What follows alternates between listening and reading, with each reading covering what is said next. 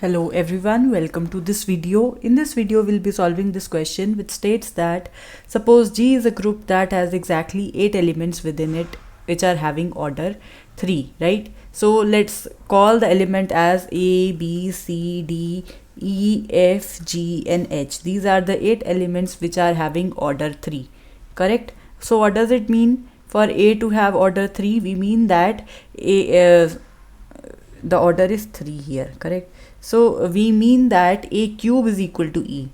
You can then expand A cube as A into A square, right?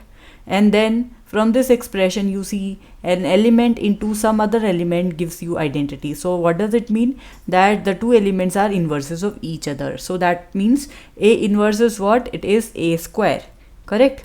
From here we obtain this. So therefore the here you can quite clearly see that the second element here is A square. Why? Because the order of A square is also 3. Why? Because when you raise it to power so from here I say that when you raise it to power 3, A square to the power 3, you obtain A raised to power 6, right?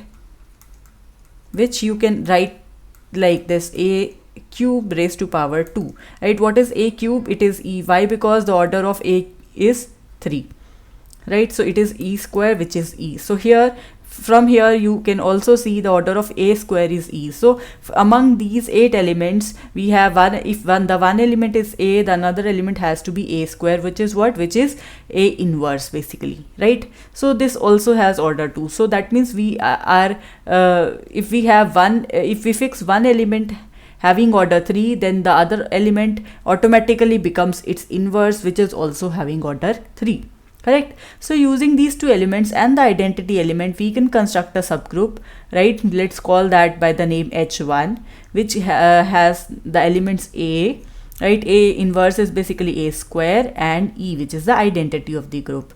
So this becomes a subgroup of G. And because there are 3 elements present here, so the order of this subgroup is also 3.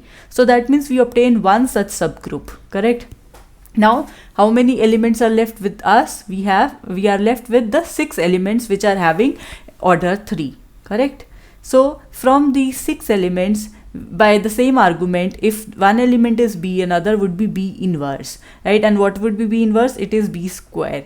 If the third element, so we have 4 elements now, correct? So if the next element is C, the another element has to be C inverse, which is what? Which is C square. If the last element is D, then its counter element would be D inverse, where D inverse is what? D square. And all of them, A inverse, B inverse, C inverse, D inverse, all of them, they have order 3, correct? So if with these 8 elements we can construct 4 such subgroups. Why? Because one is this one which we have already constructed, H1, correct? In a similar manner you can also construct H2, which is B inverse E.